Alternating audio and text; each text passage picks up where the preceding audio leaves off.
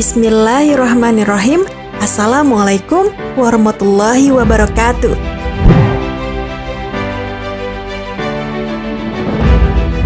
Sahabat Muslim, kisah Nabi Sulaiman alaihissalam yang Allah abadikan di dalam Al-Quran memang sangat baik untuk disimak. Sebab di dalam kisah Nabi Sulaiman terdapat kisah-kisah yang luar biasa. Salah satunya adalah ketika Nabi Sulaiman alaihissalam yang merupakan seorang raja ketika itu sedang mengumpulkan pasukannya dari golongan manusia, jin, dan hewan, termasuk pasukan burung. Menyadari bahwa burung hudhud tidak ada dalam pasukan burung, Nabi Sulaiman pun bertanya-tanya, mengapa burung hudhud tidak ada dalam barisan pasukannya? Hingga beliau alaihissalam mengancam akan menghukum burung hudhud jika ia tidak datang dan tidak memberikan alasan yang jelas. Lantas, bagaimanakah kisah Nabi Sulaiman alaihissalam yang menyadari bahwa burung hudhud tidak ada dalam barisan pasukannya? Simak terus video ini, namun sebelum lanjut ke videonya silahkan tekan tombol subscribe dan tombol lonceng di bawah ini sebagai bentuk dukungan kalian agar channel ini tetap terus menyebarkan informasi seputar Islam. Dan terima kasih untuk yang sudah subscribe.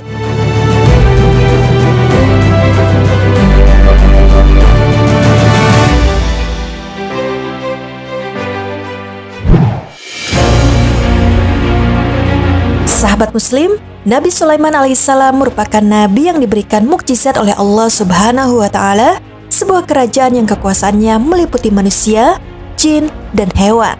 Allah Subhanahu wa Ta'ala menganugerahkan kerajaan yang besar yang pernah ada di dunia untuk Nabi Sulaiman alaihissalam. Beliau alaihissalam merupakan seorang raja sekaligus panglima perang yang disegani oleh seluruh makhluk Allah, termasuk hewan dan jin. Tak heran, Nabi Sulaiman juga memahami semua bahasa binatang. Hal ini terdapat dalam Al-Quran surat An-Naml ayat 16. Wahai manusia, kami telah diajari bahasa burung dan kami diberi segala sesuatu. Sungguh, semua ini benar-benar karunia yang nyata. Quran surat An-Naml ayat 16.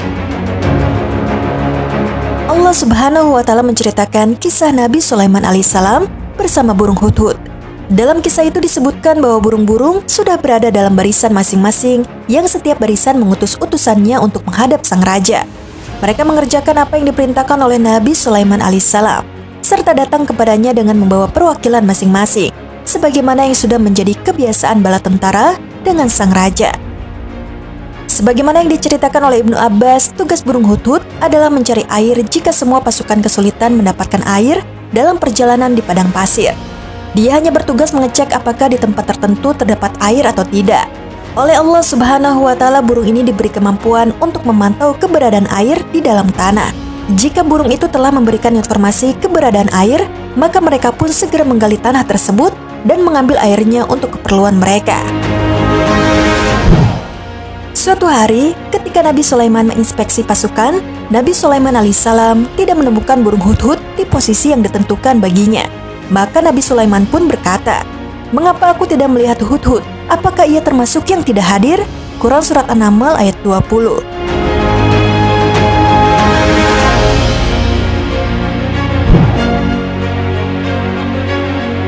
Dalam kitab Ibnu Katsir dijelaskan bahwa maksud dari ayat tersebut adalah mengapa burung hudhud tidak berada di tempatnya? Apakah ia tidak melihat kedatangan Nabi Sulaiman? Kemudian beliau alaihissalam mengancam dengan suatu siksaan, kecuali jika ia datang dengan membawa alasan yang bisa menyelamatkan dirinya dari kesalahan ini, seperti yang diceritakan dalam surat An-Naml ayat 21. Pasti akan kuhukum ia dengan hukuman yang berat atau kusembelih ia, kecuali jika ia datang kepadaku dengan alasan yang jelas. Quran surat An-Naml ayat 21. Tidak lama menghilang, burung hudhud itu pun datang. Kemudian ia membawa kabar dan segera melaporkan temuannya kepada Nabi Sulaiman alaihissalam. Maka tidak lama kemudian datanglah hudhud. Lalu ia berkata, "Aku telah mengetahui sesuatu yang belum engkau ketahui. Aku datang kepadamu dari negeri Sabah, membawa suatu berita yang meyakinkan. Sungguh, kudapati ada seorang perempuan yang memerintah mereka, dan dia dianugerahi segala sesuatu serta memiliki singgasana yang besar. Aku dapati dia dan kaumnya menyembah matahari, bukan kepada Allah, dan setan telah menjadikan terasa indah bagi mereka perbuatan-perbuatan buruk mereka, sehingga menghalangi mereka dari jalan Allah. Maka mereka tidak mendapat petunjuk, mereka juga tidak menyembah Allah yang mengeluarkan apa yang terpendam di langit dan di bumi, dan mengetahui apa yang kamu sembunyikan dan kamu nyatakan. Allah tiada Tuhan melainkan Dia, Tuhan yang mempunyai arsy yang agung. Quran Surat An-Naml ayat 20-26.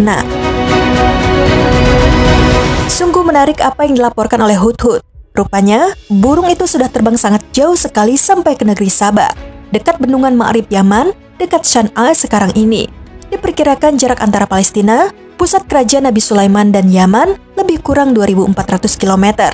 Burung Hudhud menemukan sebuah kerajaan yang dipimpin oleh seorang perempuan. Kerajaan itu cukup besar dan makmur. Sang ratu duduk di atas sebuah singgasana yang besar. Sayangnya, ratu dan penduduk kerajaan itu tidak menyembah Allah Subhanahu wa Ta'ala, tapi menyembah matahari. Allah Subhanahu wa Ta'ala menceritakan tentang kerajaan besar milik raja-raja Saba di negeri Yaman. Lalu, salah seorang raja memilih salah seorang wanitanya untuk memegang kekuasaannya, hingga akhirnya mereka mengangkat wanita tersebut sebagai pemimpin rakyatnya. Ratu ini bernama Balqis, singgasana kerajaannya dihiasi dengan berbagai macam permata, mutiara, emas, dan perhiasan yang megah. Di samping itu, perniagaan negeri Saba juga terkenal dengan hasil pertaniannya. Raja-raja negeri Saba membangun bendungan-bendungan air, di antaranya bendungan raksasa di kota Ma'rib yang dikenal dengan Bendungan Ma'rib. Dengan adanya bendungan ini, kaum Saba dapat mengadakan irigasi yang teratur, sehingga daerah Yaman menjadi subur dan produktif.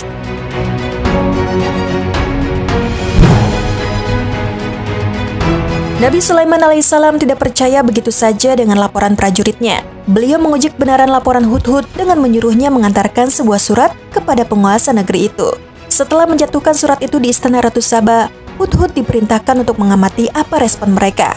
Allah Subhanahu wa Ta'ala berfirman, "Berkatalah Sulaiman, akan kami lihat apa kamu benar ataukah kamu termasuk yang berdusta. Pergilah dengan membawa suratku ini, lalu jatuhkan kepada mereka. Kemudian berpalinglah dari mereka, lalu perhatikanlah apa yang mereka bicarakan." Quran Surat An-Naml ayat 27-28. Maka terbanglah kembali Hudhud ke negeri Saba untuk mengantarkan surat sang raja yang juga Nabiullah. Setelah surat itu dilemparkan ke istana Ratu Balqis, burung Hudhud bersembunyi sambil mengamati apa yang dilakukan oleh Ratu Balqis dan para pembesar kerajaan. Setelah surat itu sampai ke tangan Ratu Balqis, segera dia kumpulkan para pembesar kerajaan untuk berunding apa yang harus mereka lakukan untuk merespon surat dari Nabi Sulaiman tersebut. Allah Subhanahu wa Ta'ala berfirman, "Berkatalah ia, hai pembesar-pembesar, sesungguhnya telah dijatuhkan kepadaku sebuah surat yang mulia. Sesungguhnya surat itu dari Sulaiman dan sesungguhnya isinya dengan menyebut nama Allah yang Maha Pemurah lagi Maha Penyayang, bahwa janganlah kamu sekalian berlaku sombong terhadapku dan datanglah kepadaku sebagai orang-orang yang berserah diri." Quran Surat An-Naml ayat 29-31. Setelah para pembesar kerajaan berkumpul, sang ratu membacakan isi surat Nabi Sulaiman yang baru saja diterimanya. Lalu Ratu Balqis mengirim utusan untuk mengantarkan hadiah kepada Raja Sulaiman. Rupanya, burung Hudhud tidak berbohong. Ia benar-benar menunjukkan kepada Nabi Sulaiman kalau kerajaan Saba benar-benar ada.